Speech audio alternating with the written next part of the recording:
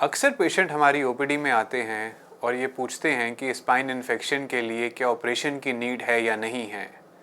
नमस्ते, मेरा नाम डॉक्टर धीरज बठेजा है और मैं गुरुग्राम में स्थित आर्टेमिस हॉस्पिटल में एक सीनियर स्पाइन कंसल्टेंट हूँ। आज हम इस वीडियो में स्पाइन इन्फेक्शन में ऑपरेशन की नीड के बारे में बात करेंगे।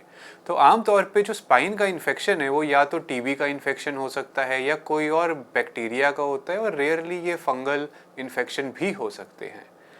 इनका लगभग सभी पेशेंट का इलाज मेडिकल दवाइयों से किया जाता है, जहाँ पे रेस्ट की ज़रूरत होती है, ब्रेस की ज़रूरत होती है और उसके साथ साथ 6 हफ्ते से लेके 1 साल तक की दवाइयाँ चल सकती हैं। डिपेंड करता है कि कौन सा बीमारी है, कौन सा कीटाणु है जिसने इन्फेक्शन किया है।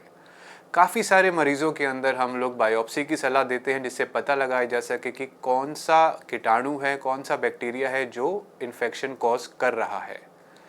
पर इसका मतलब ये नहीं है कि लगभग सभी पेशेंट को ऑपरेशन की सलाह भी दी जाती है। तो सवाल ये उठता है कि किस पेशेंट को ऑपरेशन की नीड होती है।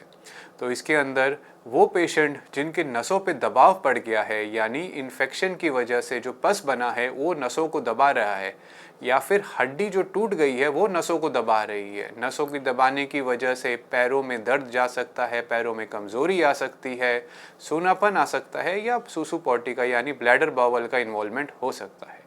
सेकंड ये वजह होती है कि जो हड्डी कमज़ोर हो गई है उसकी वजह से दर्द इतना हो रहा है कि ट्रीटमेंट लेने के बाद 3 से 6 हफ्ते दवाइयाँ करने के बाद भी दर्द में बिल्कुल आराम नहीं आ रहा है। ऐसे में या तो हड्डी का ऑलरेडी फ्रैक्चर होना हो चुका होता है या फ्रैक्चर होने की कगार पे होती है। ऐसे में भी ऑपरेशन की ज़रूरत होती है, जहाँ दर्द मैनेज करना होता है या फ्रैक्चर हड्डी को मैनेज करना होता है या कमज़ोर हड्डी को मजबूत करना होता है। ऐसे में हम स्क्रू डाल के उसको फिक्स करते हैं, साथ में ही एक प्रॉपर तरीके से बायोप्सी भी ली जाती है। तीसरा ये होता है कि नसों के दबाव की वजह से यूरिन और मोशन की अगर इन्वॉल्वमेंट हो गई है तो ऐसे में ज़्यादा समय वेट नहीं किया जाता है। ऐसे में अर्ली सर्जरी एडवाइस की जाती है ताकि सुसु पॉटी का जल्दी से जल्दी रिकवरी हो। चौथी वजह ये होती है कि दवाइयों का कीटाणु पे असर नहीं हो रहा है, मतलब 6 हफ्ते की दवाई दे दी है पर दर्द कम नहीं हो रहा है और पस वैसे की वैसे बनी हुई है, या फिर दर्द बढ़ रहा है, बुखार लगातार आ रहा है।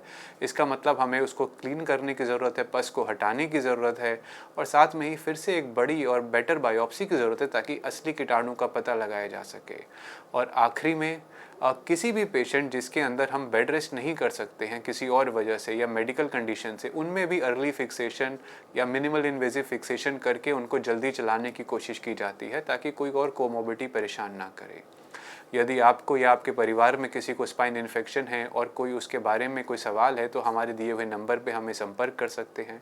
स्पाइन इन्फेक्शन के बारे में अधिक जानकारी के लिए हमारी ये पिछली वीडियो को भी आप देख सकते हैं और हमें संपर्क करना है तो इस नंबर पे व्हाट्सएप कर सकते हैं। धन्यवाद।